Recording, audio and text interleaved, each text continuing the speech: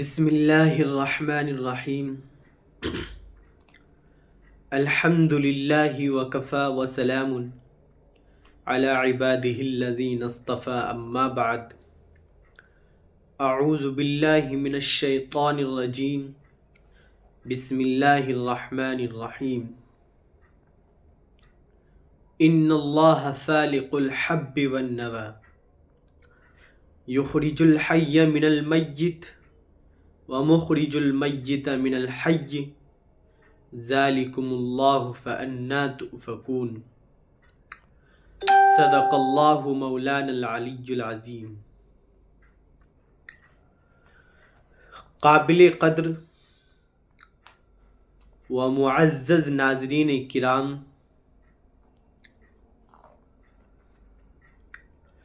اس سے پہلے اسلام کے متعلق کچھ عرض کیا گیا تھا۔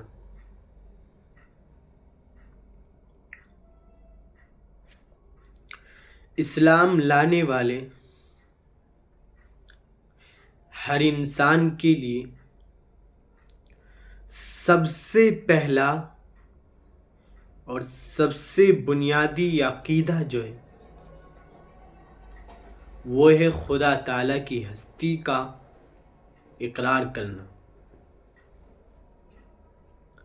خدا تعالیٰ کی ہستی کو موجود ماننا اور خدا تعالیٰ کو ہی ہر چیز کا خالق و مالک اور احکم الحاکمین جاننا۔ اگر کوئی انسان خدا تعالیٰ کی ہستی کا ہی انکار کرے اور وہ خدا تعالیٰ کا ہی اقرار کرنے سے انکار کر دے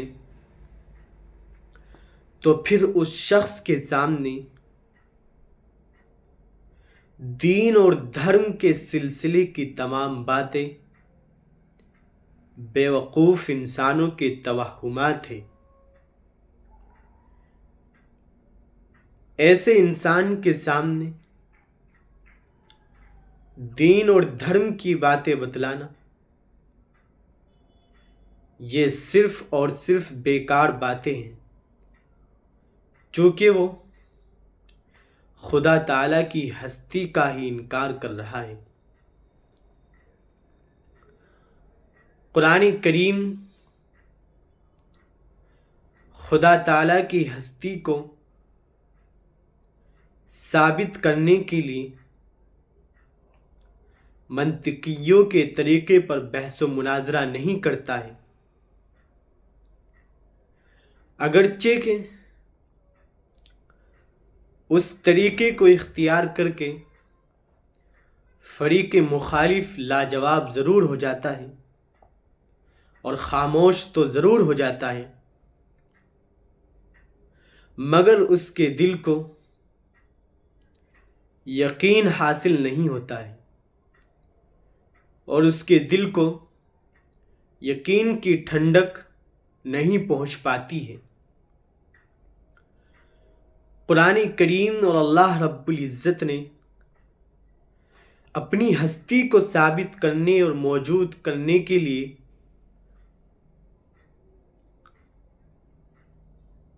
انسانی فطرت اور سلیم الفطرت کا ایک طرز اختیار کیا ہے۔ اللہ رب العزت نے انسانوں کو حکم دیا ہے کہ انسان اتنا بڑا آسمان ہے، اتنی بڑی زمین ہے کہ تو جس پر روزانہ رات اور دن میں بھاگا بھاگا پھرتا ہے، دوڑتا ہے، سفر کرتا ہے، ہواؤں میں تو اڑتا ہے اور یہ سورج تجھے نظر نہیں آتا ہے اور یہ چاند اور یہ ستارے اور یہ سیارے اور کہکشائیں اور یہ پورا یونیورس اور پوری کائنات یہ سب کے سب جو ہے، اگر تو ان کے اندر غور و فکر کر لے تو حقیقت کو پالے گا کہ ہاں، ان سب چیزوں کا کوئی نہ کوئی خالق ضرور ہے اور کوئی نہ کوئی بنانے والا ضرور ہے۔ اتنی سائنٹیفک طریقے پر اور ایک مضبوط نظام جو کائنات کا چل رہا ہے، کیا یہ کسی بغیر چلانے والی ہستی کے چل رہا ہے؟ کیا سورج بغیر کسی حکم کے روزانہ مشرق سے مغرب تک چلا جا رہا ہے؟ کیا چاند بغیر کسی کے حکم کے اپنی چمک سے دنیا کو منور کر رہا ہے؟ کیا یہ آسمان بغیر کسی کے حکم کے ہزاروں لاکھوں سال سے آج تک یوں ہی محفوظ ہے، اس کے اندر کوئی پھٹن نہیں آئی اور یہ کہیں سے گرا بھی نہیں ہے؟ کیا یہ پہاڑ، اتنے بڑے بڑے مضبوط پہاڑ، کیا یہ کسی ایسے انسان نے گاڑ دیے ہیں اور یا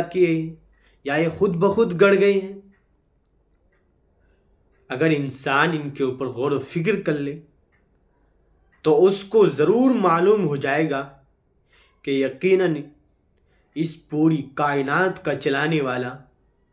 اور اس پورے سسٹم اور نظام کا چلانے والا کوئی نہ کوئی تو خالق ضرور ہے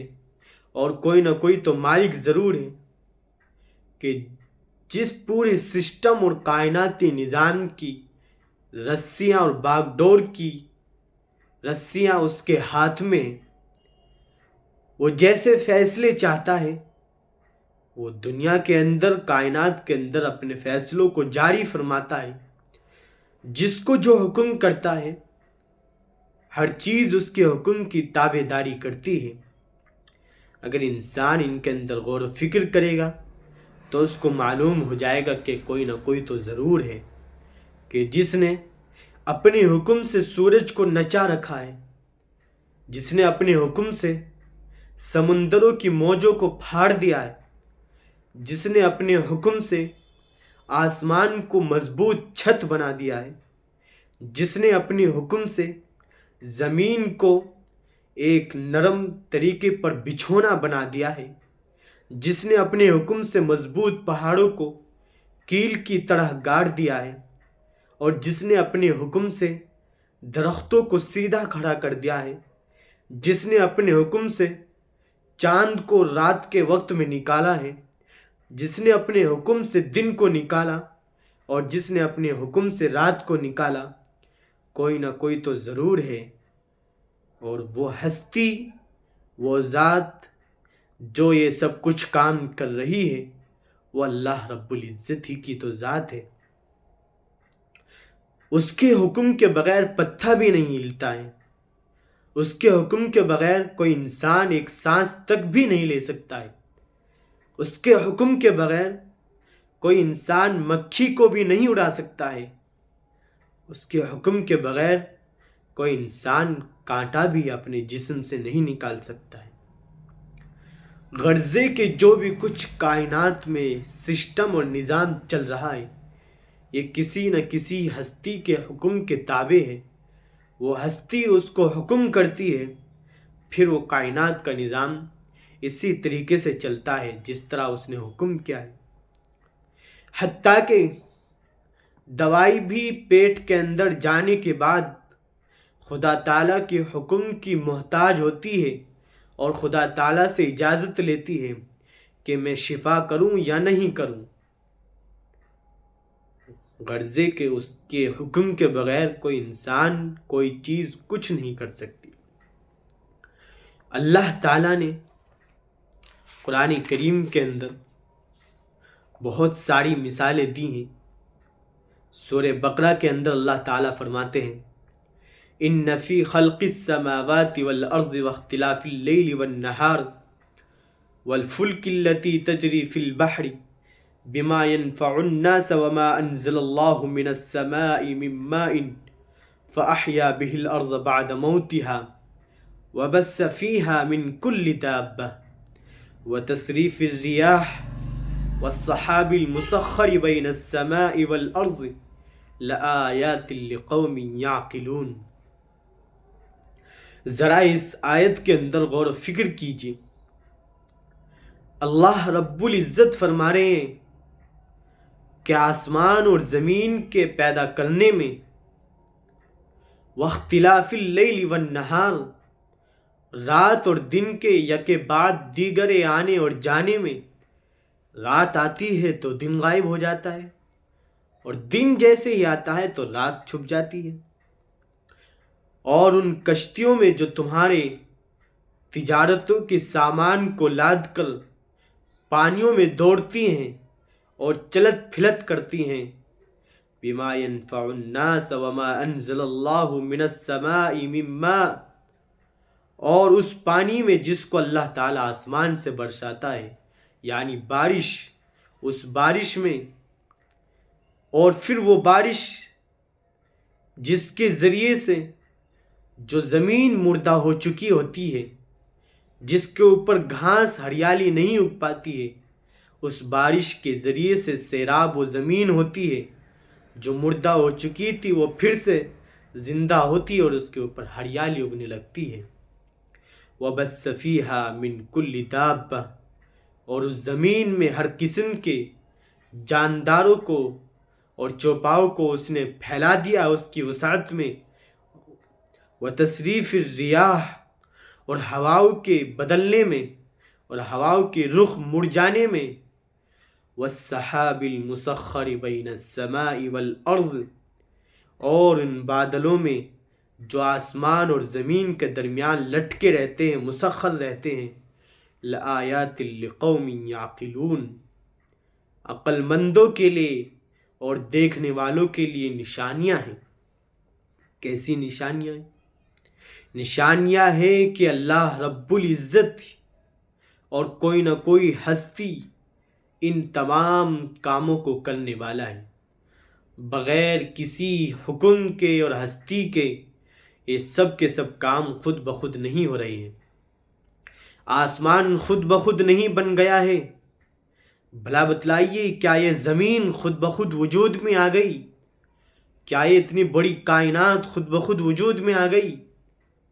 کیا یہ سورج خود بخود نکلتا ہے اور اپنی روشنی سے پوری دنیا کو، زمین کو منور کرتا ہے؟ کیا یہ چاند خود بخود نکلتا ہے کہ یہ رات خود بخود ہو رہی ہے؟ کیا یہ دن خود بخود نکل رہا ہے؟ اور کیا یہ سمندروں میں چلنے والی جو کشتیاں ہیں پانی پر خود بخود تیر رہی ہیں؟ کیا یہ آسمان سے برسنے والا پانی خود بخود برس رہا ہے؟ کیا یہ زمین سے اگنے والی ہریالی خود بخود اگ رہی ہے؟ کیا یہ ہواؤں کے رخ مڑنے، کبھی ہوا پورب سے چل رہی ہے، کبھی ہوا پچھم سے چل رہی ہے، کیا یہ خود بخود سارا نظام اور سسٹم چل رہا ہے؟ اور کیا یہ آسمان اور زمین کے درمیان بیچ میں لٹکے ہوئے بادل، پانیوں سے بھرے ہوئے ٹنوں حساب سے ان کے اندر پانی بھرا ہوا ہے، کیا یہ خود بخود اسی طرح ہواؤں میں لٹکے ہوئے ہیں؟ لآیات لقوم یعقلون، اگر یہ انسان، نادان انسان، اگر تیرے پاس عقل ہے اور تو اللہ تعالیٰ کی ہستی کو دیکھنا چاہتا ہے اور اس کو جو ہے سمجھنا چاہتا ہے، اس کی معرفت حاصل کرنا چاہتا ہے، تو پھر تو ان تمام چیزوں کے اندر غور و فکر ضرور کر، تجھے ہر چیز کے اندر میں نظر آؤں گا۔ اللہ تعالیٰ فرماتے ہیں ہر چیز کے اندر اللہ تعالیٰ نے نشانی رکھی۔ اسی طرح کی ایک آیت اللہ رب العزت نے سورۃ الانعام کی ایک آیت ہے، ان اللہ فالق الحب والنوى، یہ آیت میں نے خطبے کے اندر بھی پڑھی تھی ابھی۔ اس کے اندر بھی اللہ تعالیٰ نے یہ ایک عقلی طور پر انسانوں کو سمجھانے کی کوشش کی ہے کہ انسان ذرا دیکھے تو صحیح کہ ایک دانہ ہے، غلے کا ایک دانہ ہے، یا کھجور کی ایک گٹھلی ہے۔ انسان کھجور کی ایک گٹھلی کو زمین کے اندر نیچے ڈال دیتا ہے اور دفن کر دیتا ہے۔ منوں کے حساب سے اس زمین کے نیچے اس کے اوپر مٹی پڑی ہوئی ہوتی ہے، اور پھر اس غلے کے دانے کو اور گٹھلی کو اور بیج کو انسان جو ہے ڈال کر دفنا کر آ جاتا ہے، اور پھر کچھ دن کے بعد وہی غلہ اور اسی کی گٹھلی، وہی دانہ، وہی بیج زمین کے اندر ہی، اس کے اندر سے ایک باریک سی کوپل نکلتی ہے، ایک باریک سا ریشہ نکلتا ہے۔ اتنا نرم و نازک ریشہ وہ ہوتا ہے، اور اتنا باریک وہ ریشہ ہوتا ہے کہ اگر اس کے اوپر ہم اس طریقے سے انگلی بھی رکھ دیں تو وہ پچک جائے گا۔ لیکن ذرا دیکھے صحیح، وہیں کوپل اور وہیں باریک سا نرم و نازک ریشہ جب اس غلے کے دانے سے نکلتا ہے، اور پھر وہی نرم و نازک ریشہ اپنے اوپر سے بھاری بھرکم منوں کے بوجھ کو اور مٹی کو چیرتا پھاڑتا ہوا جو ہے باہر نکل آتا ہے، اور پھر وہ غلہ اور پھر وہ کوپل بڑھتی جاتی ہے، اور پھر حتیٰ کہ وہ ایک درخت کی شکل اختیار کر لیتی ہے۔ پھر کچھ دن کے بعد اس کے اوپر جو ہے پھل آنے شروع ہوتے ہیں۔ انسان ان پھلوں کو توڑتا ہے اور اس سے غذا حاصل کرتا ہے، اس کو کھاتا ہے، لطف اندوز ہوتا ہے، اس کے ذائقے سے لطف اندوز ہوتا ہے۔ بھلا بتلائیے صحیح، کون ہے جس نے زمین کے اندر ہی گٹھلی اور دانے اور غلے کو پھاڑا، اور جس نے زمین کے اندر ہی اس پھاڑنے کے بعد اس گٹھلی اور غلے کے دانے سے کوپل اور ایک باریک سے ریشے کو نکالا، اور پھر اس باریک سے ریشے نے اپنے اوپر سے مٹی کو چیر کر پھاڑتا ہوا وہ باہر نکلا؟ آخر کون سی ایسی طاقت ہے؟ کیا غیبی مخفی ہاتھ؟ کیا انسان نے وہاں پر کوئی مشین لگائی ہے؟ کیا سائنسدانوں نے کیا زمین کے اندر کوئی مشین لگا رکھی ہے کہ جس طریقے سے زمین کے اندر ہی غلہ ڈالا جائے گا تو پھر وہ زمین اس طریقے سے اس کی گٹھلی کو پھاڑ کر اس کے اندر سے ایک باریک سا ریشہ نکال کر اور پھر وہ زمین سے باہر نکل آئے گا ایک پودا بن کر؟ نہیں، ذرا غور تو کیجئے کہ کوئی تو ایسی ہستی اور خالق ہے اور ذات ہے جس کے حکم سے وہ گٹھلی زمین کے اندر ہی پھٹ رہی ہے، اس کے اندر سے ایک باریک سا ریشہ اور کوپل نکل رہی ہے، اور پھر وہی باریک سا ریشہ اور کوپل جو ہے نکل کر باہر آتی ہے، پھر وہ ایک درخت کی شکل اختیار کرتی ہے، پھر اسی کے اوپر کسی کے حکم سے جو ہے پھل آتے ہیں۔ اسی کو حکم فرمائے اللہ تعالیٰ نے، ان اللہ فالق الحب والنوا، بے شک اللہ ہی ہے دانے اور گٹھلی کا پھاڑنے والا، یخرج الحی من المیت، وہ جو ہے نکالتا ہے زندہ کو مردہ سے اور مردہ کو زندہ سے نکالتا ہے۔ غرضے کہ انسان جس طریقے سے بھی غور و فکر کرنا چاہے گا کائنات کے اندر، تو اللہ رب العزت کی ذات اور اس کی کاریگری ہر چیز کے اندر اس کو نظر آئے گی۔ انسان پتوں کی شاخوں کے اوپر تو غور و فکر کرے اگر اس کے اندر عقل ہے کہ آخر کسی درخت کے پتے کی جو بناوٹ ہے، سائز ہے، وہ کس طریقے کا ہے، اور کسی درخت کے پتے کا سائز اور بناوٹ کسی شکل کا ہے، کسی کی کٹنگ کسی کی کٹنگ الگ ہے اور کس طریقے سے ہے۔ ذرا یہ تو غور کیجئے کہ کس نے، آخر سب کے سب پتے درختوں پر لگنے والے ہیں، لیکن کسی پتے کی بناوٹ اور سائز کسی کا الگ ہے، کسی کا الگ ہے، کسی کا الگ ہے۔ آپ ان تمام پر غور و فکر کیجئے۔ بات صرف یہیں تک نہیں رکتی ہے،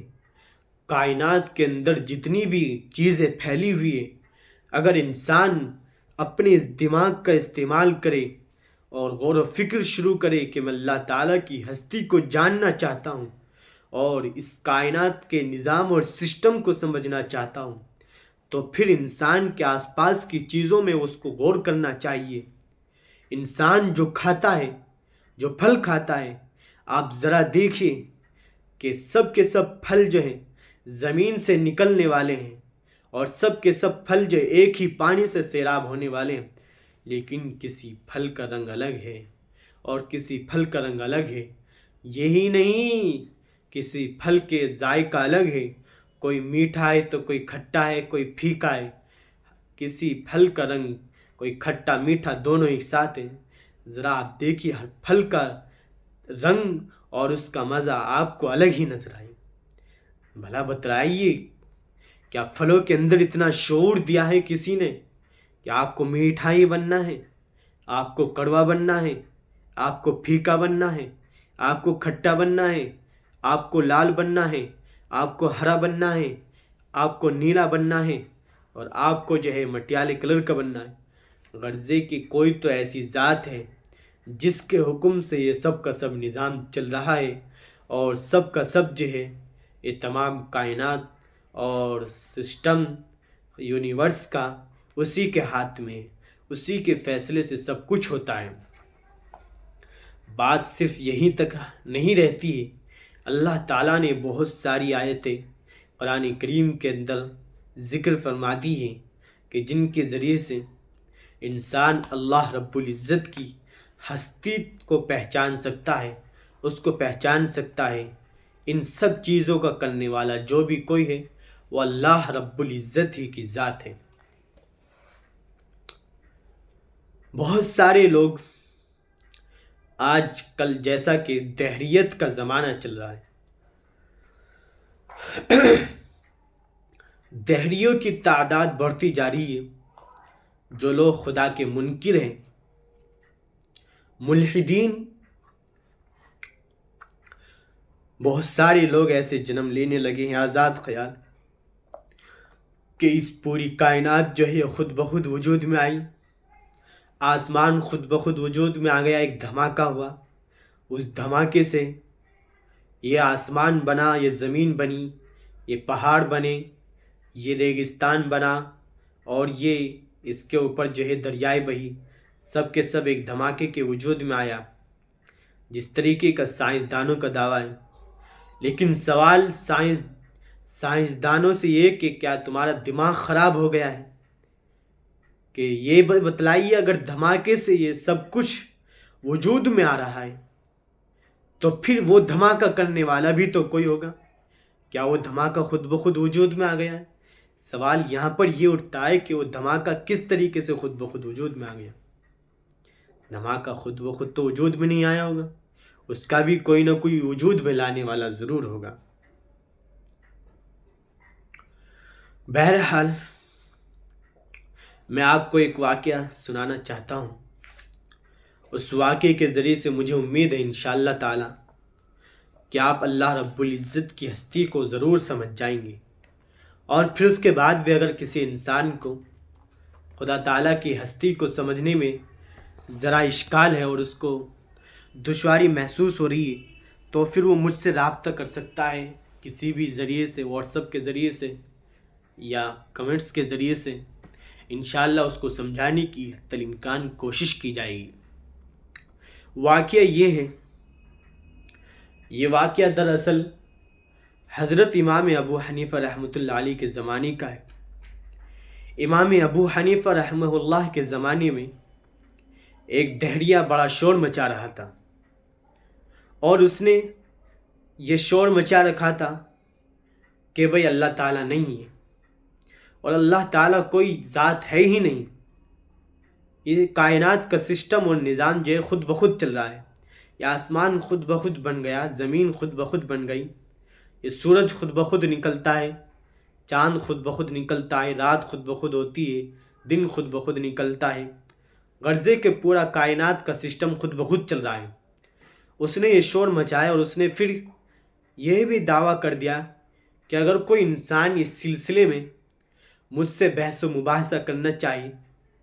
تو پھر میں ان سے مناظرہ کرنے کے لیے تیار ہوں، میں چیلنج کرتا ہوں۔ اس وقت کا جو بادشاہ تھا، خلیفہ جو تھا، اس نے جو ہے اس کے اس چیلنج کو سنا۔ اس وقت کے سب سے بڑے اسلامک اسکالرز حضرت امام ابو حنیفہ رحمۃ اللہ علیہ تھے۔ حضرت امام ابو حنیفہ رحمۃ اللہ علیہ کے پاس بادشاہ نے ایک خط بھیجا اور پیغام بھیجا کہ اس طریقے سے ایک دہریہ آدمی ہے، ایک شخص ہے، اور اس نے یہ چیلنج کیا ہے کہ کوئی مجھ سے خدا تعالی کے وجود پر جو ہے بحث و مباحثہ کر لے اور مناظرہ کر لے. اس نے یہ چیلنج کیا ہے. اور مجھے آپ سے جو بڑھ کر ہے اس وقت میں کوئی عالم اور اسلامک اسکالر جو ہے نظر نہیں آتا. آپ بہتر اس کا جو ہے کام کو انجام دے سکتے ہیں. حضرت امام ابو حنیفہ رحمۃ اللہ علیہ نے کہا کہ ٹھیک ہے، ان سے جو ہے وقت متعین کر لیجئے اور دن تاریخ متعین کر لیجئے کہ کب آنا ہے اور کس وقت مناظرہ کرنا ہے. چنانچہ دن متعین ہوا، تاریخ متعین ہو کر اور ٹائم وقت بھی متعین ہو گیا. پھر اس کے بعد جو ہے اس آدمی کو بلایا گیا دربار میں، اور آنے کے بعد وہ آدمی اپنے وقت پر حاضر ہوا جو ٹائم مقرر کیا گیا تھا. اور اس کے بعد جو ہے تمام کے تمام درباری اور بادشاہ اور جتنے بھی حضرات تھے مناظرہ سننے والے دیکھنے والے، وہ سب کے سب بادشاہ بھی حضرت امام ابو حنیفہ کا انتظار کر رہے تھے. لیکن حضرت امام ابو حنیفہ رحمۃ اللہ علیہ نے اپنے اس کے برخلاف، ٹائم کے برخلاف آنے میں ذرا 2 گھنٹے کی کچھ تاخیر کر دی. اب وہ جو ہے دہریہ آدمی شور مچانے لگا کہ دیکھیے امام ابو حنیفہ جس کو آپ نے چیلنج کے لیے بلایا تھا مجھ سے مناظرہ کرنے کے لیے، وہ بھی مجھ سے ڈر گیا ہے، وہ مجھ سے مناظرہ کرنے نہیں آئیں گے. بادشاہ کو تعجب ہوا کہ امام ابو حنیفہ تو اتنے بڑے وقت کے پابند آدمی ہیں اور وہ تو کبھی وقت کو نہیں ٹالتے ہیں. آخر کیا وجہ ہوئی کہ وہ وقت پر نہیں حاضر ہوئے اور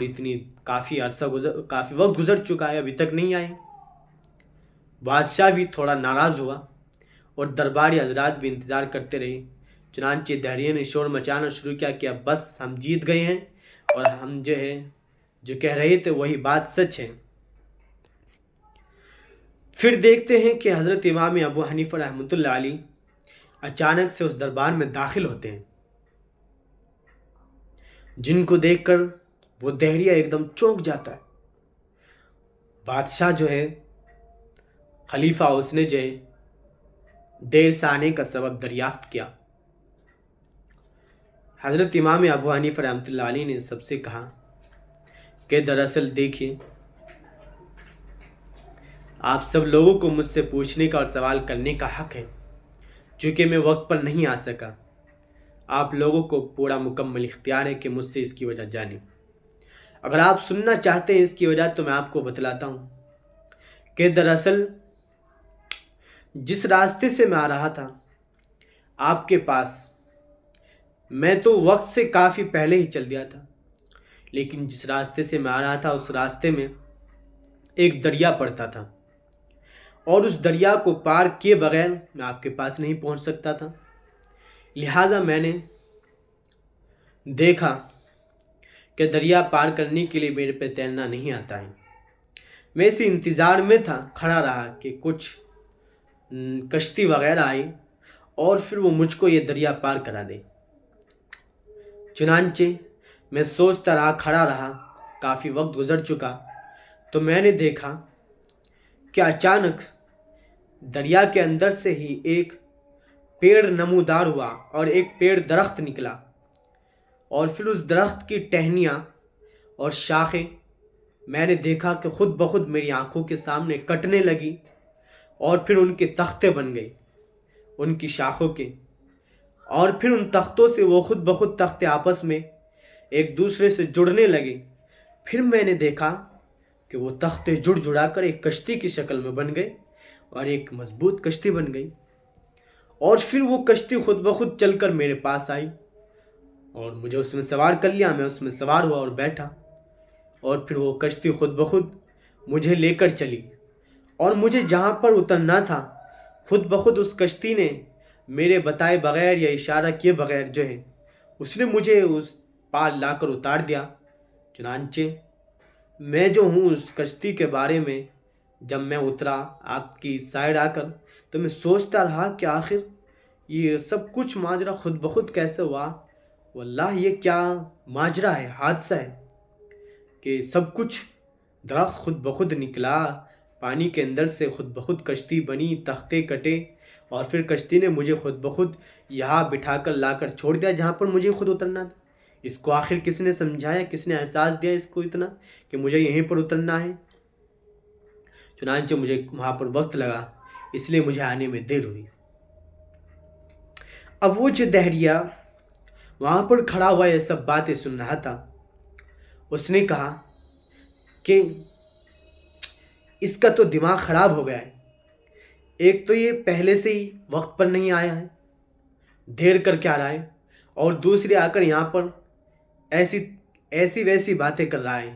جو بالکل عقل میں آنے والی باتیں نہیں ہیں۔ اس دہریے نے خود کہا